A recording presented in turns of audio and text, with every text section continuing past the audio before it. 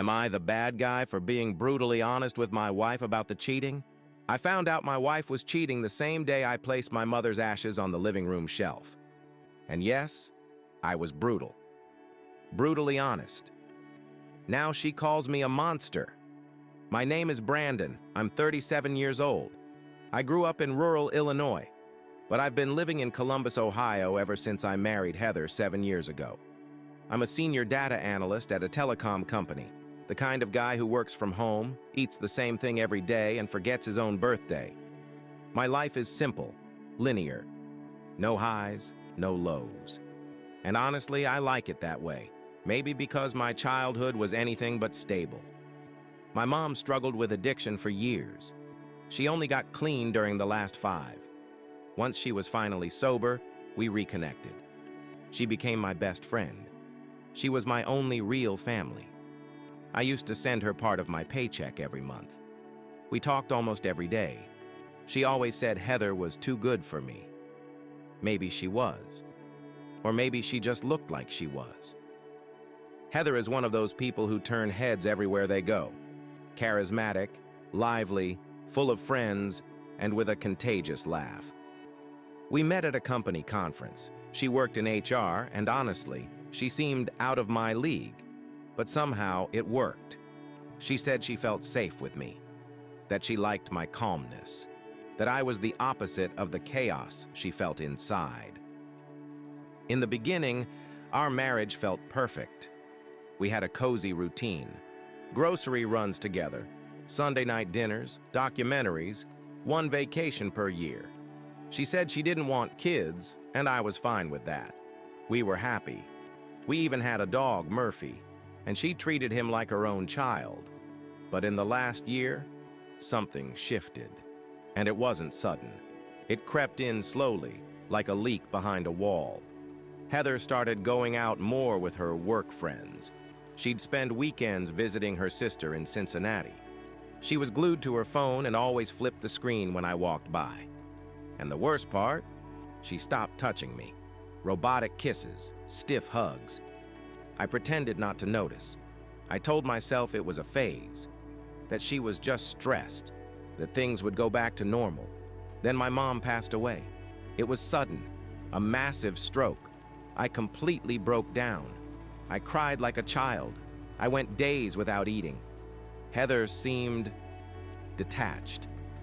She said she was sad for me, but there was something hollow in her eyes. At the funeral, she was on her phone multiple times. She seemed annoyed to even be there. I ignored it. I told myself she just didn't know how to deal with grief, that people mourn in different ways. 2 weeks later, I picked up her phone. I wasn't going to. I'm not that kind of person. But something inside me was burning, a primal instinct, a siren I couldn't silence. And I found everything. She was having an affair with a coworker. Andrew, married, with 2 small kids. And the worst part, it wasn't recent. There were messages going back months.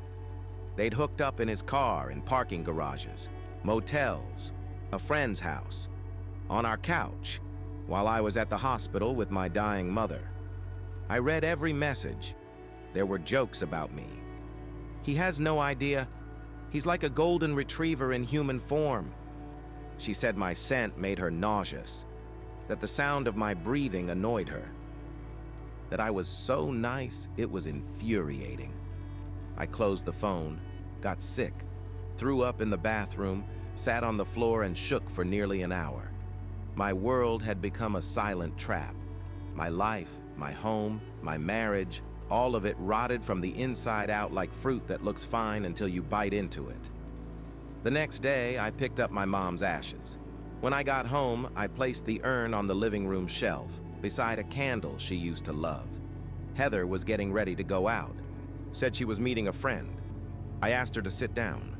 She laughed, surprised. Said she was running late. I just said, sit. And then I told her everything. I didn't yell. I didn't cry.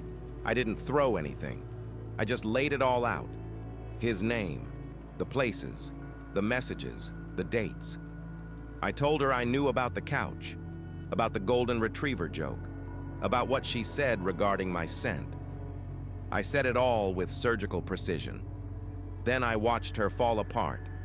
She collapsed to her knees on the carpet, sobbed, muttered things I didn't even process. I stood there, still, my mom's ashes behind me, my dignity shattered on the floor. She begged for forgiveness, pleaded, tried to touch me. I pulled back. I told her she had killed me inside before my mother even passed. She spent the next few days trying to patch something that was long beyond repair. She sent me letters, videos, emails, said the affair was temporary, that she didn't know what she was feeling, that she never meant to hurt me. But how do you not hurt someone when you do that kind of thing on the same couch where you used to cuddle and watch documentaries together? A month later, I filed for divorce.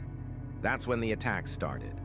Her sister messaged me saying I had been too cruel, that I should have spared her the details, that no one needs to hear every disgusting part of their own betrayal. Her mother said I had traumatized Heather, that she was now on medication, that she was depressed, that she hadn't left the house in weeks, and all because I told the truth, because I didn't sugarcoat the rot, because I was direct, cold, factual. Did I go too far? That's the question that keeps me up at night. Maybe I should have said it differently. Maybe a simple, "I know you cheated, let's talk," would have been more graceful. But it didn't feel fair. She turned me into a joke in someone else's phone. And now they expect me to be the compassionate one?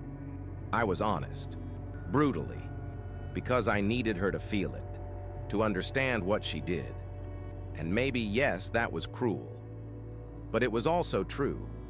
So I ask you, am I the bad guy for being brutally honest with my wife about the cheating? Comment, what would you do in this situation? If you like this video, don't forget to like and share so we can bring you more stories like this. Keep an eye out for more stories. Hope you have a good day.